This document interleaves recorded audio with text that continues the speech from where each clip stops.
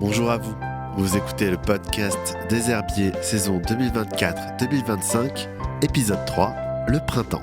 Afin de conclure cette saison, nous avons exploré 2 facettes des herbiers. Premièrement, nous sommes partis avec Antoine Chemeille afin de récolter des plantes sauvages en période de printemps, et ensuite, nous verrons la mise en cadre des plantes récoltées cet hiver. Retrouvons Antoine et les enfants afin d'explorer les rues de Paris. Une fois dehors, une plante intéressa beaucoup les enfants. Alors, regardez. Vous m'avez parlé d'un trèfle.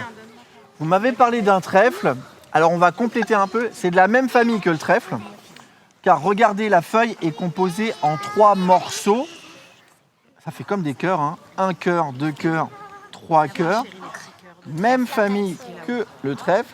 Alors, effectivement, parfois, il peut y avoir une anomalie et avoir un 4e morceau de feuille. Ça n'est pas le cas. Ici, ce n'est pas un trèfle, ça s'appelle un oxalis. Mais alors, qu'est-ce qui diffère entre cette plante et un trèfle ? Alors déjà, grâce aux lobes de ces pétioles qui sont bien rebondis, et ensuite, surtout, grâce à la fleur. Regardez, la fleur de l'oxalis, c'est jaune. Et voilà, elle a un port aussi. Ce qui la différencie du trèfle, c'est qu'elle a un port rampant. Un peu plus loin. Nous, on est sur la chaussée. Regardez-moi ça, Il va vous- petite C'est crépide. tout petit, donc vous patientez. Sympa la petite crépide, on va pas prendre ses racines puisque, On patiente. regardez. La crépide est une plante discrète mais fascinante. Elle fait partie de la famille des astéracées, tout comme les pissenlits. Elle pousse souvent dans les prairies et les talus avec ses petites fleurs jaunes en forme de soleil. Certaines espèces sont comestibles et ont même été utilisées en médecine traditionnelle. Une herbe modeste, mais qui mérite qu'on s'y Regardez. attarde. Hop. Les parties qui sont un petit peu abîmées, on se souvient qu'on parle d'une œuvre d'art, qu'on a une exposition. On va essayer de soigner un petit peu notre travail. Il y a des fleurs, des feuilles, une tige. On est tout à fait content.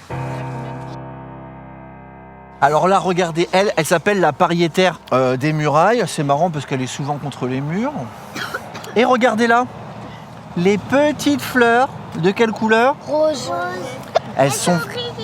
Elles sont vraiment effectivement rikiki.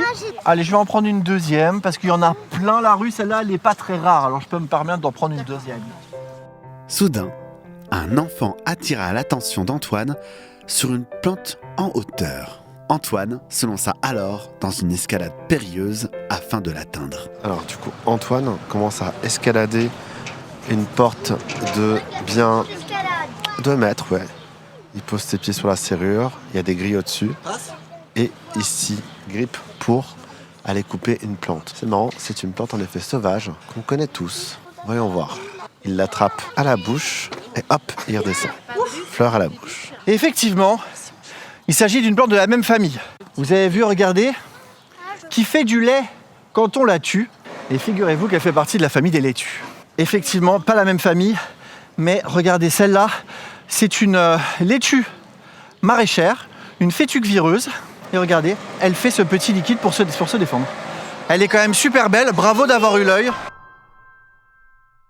C'est la fameuse Capselle Bursa Pasteur. On la prend ou pas ? Regardez, une petite capsule. Alors c'est marrant parce qu'elle a une capsule. Regardez la Capsule Bursa Pasteur.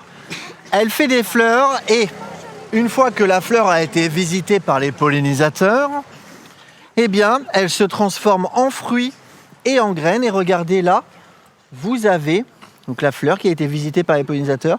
Elle se transforme et pouf, elle se transforme en fruit. Et là, le fruit s'appelle une capsule. Et on l'appelle la Capsule Bursa Pasteur. Après avoir récolté plusieurs plantes, nos explorateurs sont alors retournés en classe. Antoine posa alors une question aux enfants afin de savoir qu'est-ce qui pourrait aider les plantes à se répandre sans la main de l'homme. Qui pourrait leur donner un petit coup de main ? Pas la pluie, le vent, c'est cool. Très bien. Ou bien des animaux. On pense à qui ? Des oiseaux. Des cuits-cuits.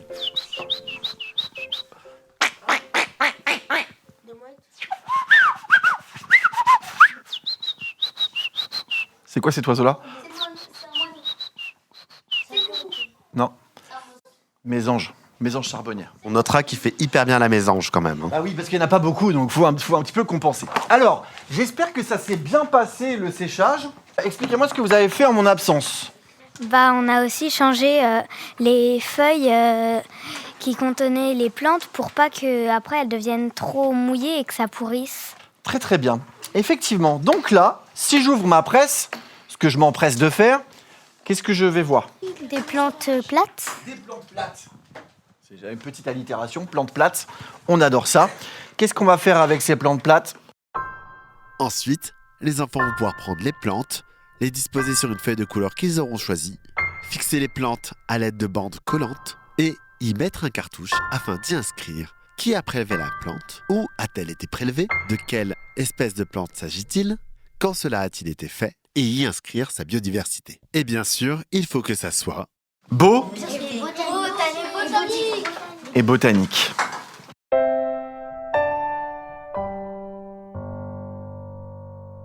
Alors, qu'est-ce que tu fais là? Je suis en train d'enlever les papillons qu'il y a, parce que c'est fermé, donc il faut que je les ouvre pour prendre nos plantes. Sinon, on peut pas.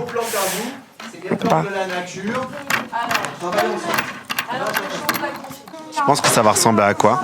Elles seront toutes plates et elles seront toujours belles, mais toutes plates. Alors Antoine, dis-moi à quoi ça ressemble.